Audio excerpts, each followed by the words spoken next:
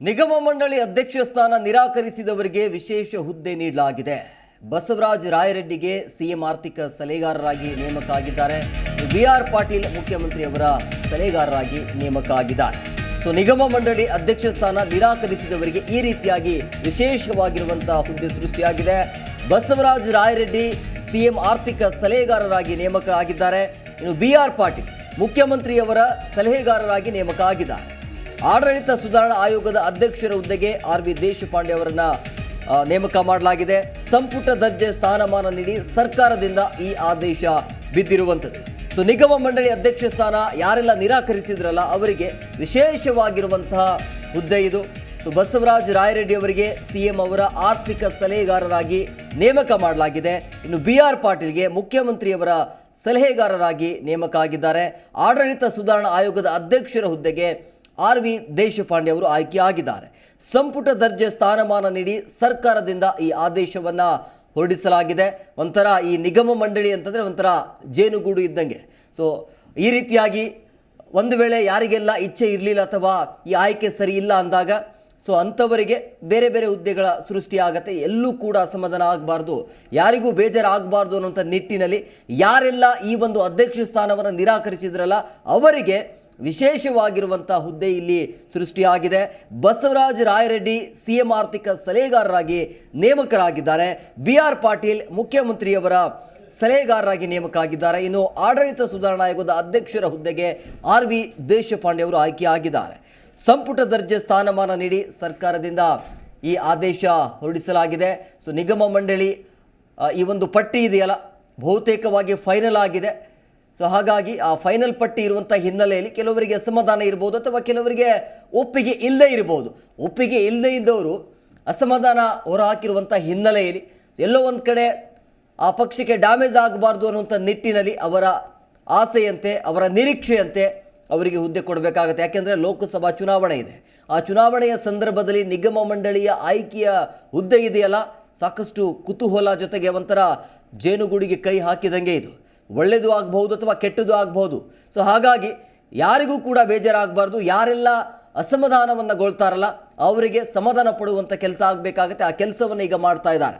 ಅಂದರೆ ಯಾರೆಲ್ಲ ಹೆಸರು ಫೈನಲ್ ಆಗಿದೆಯಲ್ಲ ಆ ಹೆಸರು ಫೈನಲ್ ಆಗಿದ್ರೂ ಕೂಡ ಅವರಿಗೆ ಒಪ್ಪಿಗೆ ಇರೋದಿಲ್ಲ. ಒಪ್ಪಿಗೆ ಇಲ್ಲದೇ ಇರೋರಿಗೆ ಬೇರೆ ಬೇರೆ ಹುದ್ದೆ ಈಗ ಸೃಷ್ಟಿಯಾಗಿದೆ. ಸೊ ಬಸವರಾಜ ರಾಯರೆಡ್ಡಿಗೆ ಸಿಎಂ ಆರ್ಥಿಕ ಸಲಹೆಗಾರರಾಗಿ ನೇಮಕ ಮಾಡಲಾಗಿದೆ.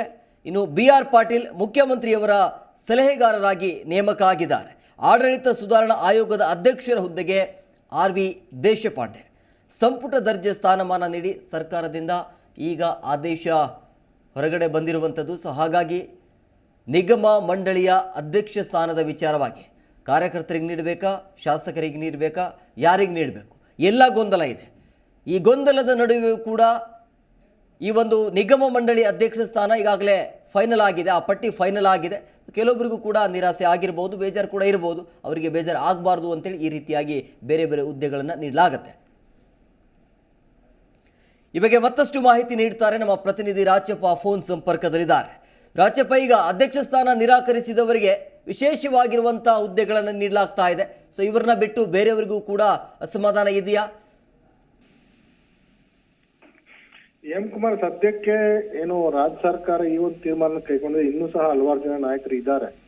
ಅವರನ್ನ ಯಾವ ರೀತಿ ಅವರಿಗೆ ಸಮಾಧಾನ ಪಡಿಸಬೇಕು ಅಂತ ಪ್ರಮುಖವಾಗಿ ಅತಿ ಹೆಚ್ಚು ಬಾರಿ ಬಿಆರ್ ಪಾಟೀಲ್ ಅವರು 2 ಬಾರಿ ಸರ್ಕಾರಕ್ಕೆ ಪತ್ರವನ್ನು ಬರೆದು ಸರ್ಕಾರಕ್ಕೆ ಮುಜುಗರನ್ನುಂಟು ಮಾಡುವಂತ ಕೆಲಸವನ್ನ ಬಿಆರ್ ಪಾಟೀಲ್ ಮಾಡಿದ್ರು. ಹೀಗಾಗಿ ಅವರು ಸಚಿವ ಸ್ಥಾನದ ಆಕಾಂಕ್ಷಿ ಆಗಿದ್ರು. ವಿಶೇಷ ಅಂತಂದ್ರೆ ಏನು ಕಲಬುರಗಿ ಜಿಲ್ಲೆನಲ್ಲಿ ಹಿರಿಯ ನಾಯಕರಾಗಿರುವಂತಹ ಬಿಆರ್ ಪಾಟೀಲ್ಗೆ ನನಗೆ ಸಚಿವ ಸ್ಥಾನ ಮಿಸ್ ಆಗಿದೆ, ಅದು ಕಿರಿಯರಾದಂತ ಪ್ರಿಯಾಂಕ್ ಖರ್ಗೆ ಅವರಿಗೆ ಸಿಕ್ಕಿದೆ ಅಂತ ಅಸಮಾಧಾನವನ್ನು ನಿರಂತರವಾಗಿ ತೋಡ್ಕೊಂಡಿದ್ರು. ಈಗ ಅಂತಿಮವಾಗಿ ಅವ್ರಿಗೂ ಸಹ ಒಂದು ಹುದ್ದೆಯನ್ನು ಕೊಡುವ ಮೂಲಕ ಈ ಒಂದು ಅಸಮಾಧಾನವನ್ನ ಸಮಾಧಾನ ಪಡಿಸುವಂತ ಕೆಲಸವನ್ನು ಮಾಡ್ತಿರೋದು. ಬಿಆರ್ ಪಾಟೀಲ್ಗೆ ಏನು ಅವ್ರು ಎಕ್ಸ್ಪೆಕ್ಟ್ ಮಾಡುವಂತ ಹುದ್ದೆಯನ್ನು ಕೊಟ್ಟಿಲ್ಲ. ಅದ್ರ ಬದಲಾಗಿ ಮುಖ್ಯಮಂತ್ರಿಗಳ ಸಲಹೆಗಾರನಾಗಿ ನೇಮಕಾತಿ ಮಾಡಲಾಗಿದೆ. ರಾಜಕೀಯ ಸಲಹೆಗಾರನಾಗಿ ಮಾಡಬೇಕು ಅಂತ ಹಿಂದೆ ಒಂದು ಸಲಹೆ ಇತ್ತು.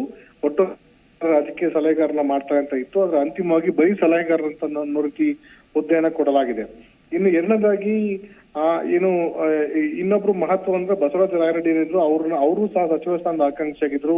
ಅವ್ರು ಯಾವ್ದೇ ಕಾರಣಕ್ಕೂ ನನಗೂ ಸಹ ನಿಗಮ ಮಂಡಳಿ ಅಧ್ಯಕ್ಷ ಸ್ಥಾನ ಬೇಡ ಅಂತ ಹೇಳಿದ್ರು. ಈಗ ಅವ್ರಿಗೋಸ್ಕರ ಹೊಸ ಹುದ್ದೆಯನ್ನು ಸೃಷ್ಟಿ ಮಾಡಲಾಗಿದೆ. ಅದು ಆರ್ಥಿಕ ಸಲಹೆಗಾರರಾಗಿ ನೇಮಿಸಿದ್ದಾರೆ. ಸರ್ಕಾರಕ್ಕೆ ಒಂದೊಂದು ವಿಚಿತ್ರವಾದಂತ ಒಂದು ಹುದ್ದೆಗಳನ್ನ ಕ್ರಿಯೇಟ್ ಮಾಡ್ಲಿಕ್ಕೆ ಕೊಟ್ಟಿದ್ದಾರೆ. ಮುಖ್ಯಮಂತ್ರಿಗಳಿಗೆ ಅಧಿಕಾರ ಇದೆ ಅಂತ ಹೇಳ್ಬಿಟ್ಟು ಈ ರೀತಿ ಹುದ್ದೆಗಳನ್ನ ಕ್ರಿಯೇಟ್ ಮಾಡೋದು ಸಹ ಅಂತ ಸೂಕ್ತವಾದ್ದಲ್ಲ. ಈಗಾಗಲೇ ರಾಜ್ಯ ಸರ್ಕಾರ ಆರ್ಥಿಕವಾಗಿ ಸಹ ಭಾರಿ ಸಂಕಷ್ಟದಲ್ಲಿದೆ ಇದ್ರೂ ಸಹ ಈ ರೀತಿ ಸಚಿವ ಸಂಪುಟದ ದರ್ಜೆ ಸ್ಥಾನಮಾನ ಕೊಟ್ಕೊಂಡು ಆರ್ ವಿ ದೇಶಪಾಂಡೆಗೆ ಆಡಳಿತ ಸುಧಾರಣಾ ಆಯೋಗದ ಒಂದು ಅಧ್ಯಕ್ಷ ಸ್ಥಾನವನ್ನ ಕೊಟ್ಟಿದ್ದಾರೆ. ಇದು ಆಡಳಿತ ಸುಧಾರಣಾ ಆಯೋಗ ಇದೇನೋ ನಿರಂತರವಾದಂತ ಪ್ರಕ್ರಿಯೆಯಲ್ಲ, ಅಗತ್ಯ ಬಿದ್ದಂತ ಸಂದರ್ಭದಲ್ಲಿ 5 ವರ್ಷ ಅಥವಾ 6 ವರ್ಷಕ್ಕೊಂದ್ಸಲಿ ರಚನೆ ಮಾಡುವಂತದ್ದು ಕೇವಲ ಆರ್ಥಿಕ ವಿಷಯಗಳಿಗೋಸ್ಕರ. ಆದ್ರೆ ಅದಕ್ಕೋಸ್ಕರ ಒಂದು ಆಯೋಗ ಮಾಡಿ ಅದಕ್ಕೊಂದು ಅಧ್ಯಕ್ಷನ ಮಾಡಿದ್ದಾರೆ.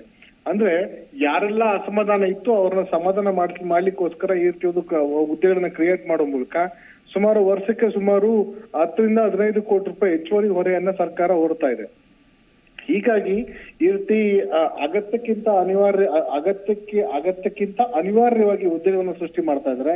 ಈಗ ನಿಗಮಮಂಡಳಿ ಅಧ್ಯಕ್ಷ ಸ್ಥಾನ ನೇಮಕಾತಿಯನ್ನ ಆಗ್ಲೇ ಮಾಡ್ಬೇಕಾಗಿತ್ತು, ಆದ್ರೆ ಮಾಡಿಲ್ಲ. ಈಗ ಪಕ್ಷದ ಕಾರ್ಯಕರ್ತರು ಮತ್ತು ಶಾಸಕರಿಗೂ ಸಹ ಸಮ ಪ್ರಮಾಣದಲ್ಲಿ ಹಂಚಿಕೆಯನ್ನು ಮಾಡಬೇಕು ಅನ್ನೋ ಕಾರಣಕ್ಕೋಸ್ಕರ ಈಗ ರಾಹುಲ್ ಗಾಂಧಿ ಅವರು ಆ ಒಂದು ಪಟ್ಟಿನ ಏನು ಶಾಸಕರ ಪಟ್ಟಿಯನ್ನು ತೆಗೆದುಕೊಂಡಿದ್ರು, ಅದಕ್ಕೆ ಆಕ್ಷೇಪ ವ್ಯಕ್ತಪಡಿಸಿದ್ರು. ಹೀಗಾಗಿ ಪಕ್ಷದ ಕಾರ್ಯಕರ್ತರ ಅಭಿಪ್ರಾಯಗಳನ್ನು ಸಹ ತೆಗೆದುಕೊಂಡು ಪಕ್ಷದ ಕಾರ್ಯಕರ್ತರಿಗೂ ಸಮನಾಗಿ ಹಂಚಿಕೆಯನ್ನು ಮಾಡಬೇಕು ಅಂತ ಅನ್ನೋ ಕಾರಣಕ್ಕೋಸ್ಕರ ಈ ಪಟ್ಟಿಯನ್ನ MLA ಗಳ ಪಟ್ಟಿನ ತಡೆ ಹಿಡಿಯಲಾಗಿದೆ. ಹೀಗಾಗಿ ಮುಂದಿನ ದಿನಗಳ ಜನವರಿ 2ನೇ ವಾರದ ವೇಳೆಗೆ ನಿಗಮಮಂಡಳಿ ಅಧ್ಯಕ್ಷ ಸ್ಥಾನವನ್ನ ಪಕ್ಷದ ಕಾರ್ಯಕರ್ತರು ಮತ್ತು ಶಾಸಕರು ಇಬ್ಬರಿಗೂ ಸಹ ಒಟ್ಟಿಗೆ ನೀಡುವಂತ ತೀರ್ಮಾನವನ್ನು ಕೈಗೊಳ್ಳುವಂತ ಒಂದು ಸಾಧ್ಯತೆ ಇದೆ. ಇದು ಕೇವಲ ಅನಿವಾರ್ಯವಾಗಿ ಕೊಟ್ಟುವಂತ ಹುದ್ದೆಯನ್ನ ಬಸವರಾಜ ರಾಯರೆಡ್ಡಿ ಅವರು ಒಪ್ಕೊಂಡಿದ್ದಾರೆ. ಮುಖ್ಯಮಂತ್ರಿಗಳಿಗೆ ನಾವು ಸೂಕ್ತವಾದಂತ ಸಲಹೆ, ಆರ್ಥಿಕವಾಗಿ ಆಯೋಗದ ಸಲಹೆ ಸೂಚನೆ ಕೊಡುವ ಮೂಲಕ ಆರ್ಥಿಕ ಸುಧಾರೀಕರಣ ಮಾಡುವ ನಿಟ್ಟಿನಲ್ಲಿ ನಾವು ಕ್ರಮವನ್ನು ಕೈಗೊಳ್ತೇವೆ ಅಂತ ಒಂದು ಹೇಳಿಕೆಯನ್ನು ಸಹ ಇದೇ ವೇಳೆ ಮಾಧ್ಯಮ ಮಿತ್ರರಲ್ಲಿ ಅನೌಪಚಾರಿಕವಾಗಿ ಮಾತನಾಡುವ ಸಂದರ್ಭದಲ್ಲಿ ಏನು ಬಸವರಾಜ ರಾಯರೆಡ್ಡಿ ಕೊಟ್ಟಿದ್ದಾರೆ. ಮತ್ತು ಪಕ್ಷ ಕೊಟ್ಟಿದ್ದಾರೆ, ಅನಿವಾರ್ಯವಾಗಿ ನಾವು ಒಪ್ಪಿಕೊಳ್ಳಬೇಕು. ನಾವು ವಿಶೇಷವಾಗಿ ಹುದ್ದೆಯನ್ನ ಕ್ರಿಯೇಟ್ ಮಾಡಿಕೊಟ್ಟಿದ್ರೆ, ಹಾಗಾಗಿ ನಮಗೋಸ್ಕರ ಕ್ರಿಯೇಟ್ ಮಾಡೋ ಹುದ್ದೆಗೋಸ್ಕರ ನಾವು ಗೌರವವನ್ನು ಕೊಡ್ಬೇಕಾಗತ್ತೆ. ಅಥವಾ ಸಮಸ್ಯೆ ಸಿಕ್ಕಿಲ್ಲ ಅಂತ ಬೇಸರ ಇದ್ರೂ ಸಹ ಅನಿವಾರ್ಯವಾಗಿ ಹುದ್ದೆಯನ್ನ ಒಪ್ಕೊಳ್ತೇವೆ ಅಂತ ಒಂದು ಪರಿಸ್ಥಿತಿಯಲ್ಲಿ ಯಾರು ಹುದ್ದೆಯನ್ನ ಒಪ್ಕೊಂಡಿದ್ದಾರೆ. ಹೀಗಾಗಿ ಸರ್ಕಾರ ಈ ರೀತಿ ಏನು ಸರ್ಕಾರದ ವಿರುದ್ಧ ಧ್ವನಿ ಎತ್ತೋದಿರುತ್ತ ಅಧಿಕಾರ ನಮ್ಗೆ ಸಿಕ್ಕಿಲ್ಲ ಅಂತ ಅಸಮಾಧಾನ ವ್ಯಕ್ತಪಡಿಸೋರ ಬಗ್ಗೆ ವಿಶೇಷ ಹುದ್ದೆಗಳನ್ನ ಕ್ರಿಯೇಟ್ ಮಾಡ್ತಾ ಹೋದ್ರೆ ಇನ್ನೂ ಎಷ್ಟು ಹುದ್ದೆಗಳನ್ನ ಸೃಷ್ಟಿ ಮಾಡ್ಬೇಕಾಗತ್ತೋ ಅಥವಾ ಇನ್ನೂ ಎಷ್ಟು ಆರ್ಥಿಕ ಹೊರೆಯನ್ನ ರಾಜ್ಯದ ಜನತೆ ತಲೆ ಮೇಲೆ ಸಿದ್ದರಾಮಯ್ಯ ಆಗ್ತಾರೆ ಅಂತ ಅನ್ನೋದನ್ನ ಕಾದು ನೋಡ್ಬೇಕಾಗಿದೆ. Hemanth, okay, thank you Rajappa ನಿಮ್ಮೆಲ್ಲ ಡೀಟೇಲ್ಸ್ಗಾಗಿ. ಪ್ರತಿಕ್ಷಣದ ಸುದ್ದಿಗಾಗಿ Zee Kannada news app download ಮಾಡಿ. Live TV, latest updates, entertainment, lifestyle, technology ಸುದ್ದಿ ನಿಮ್ಮ ಅಂಗೈಯಲ್ಲಿ.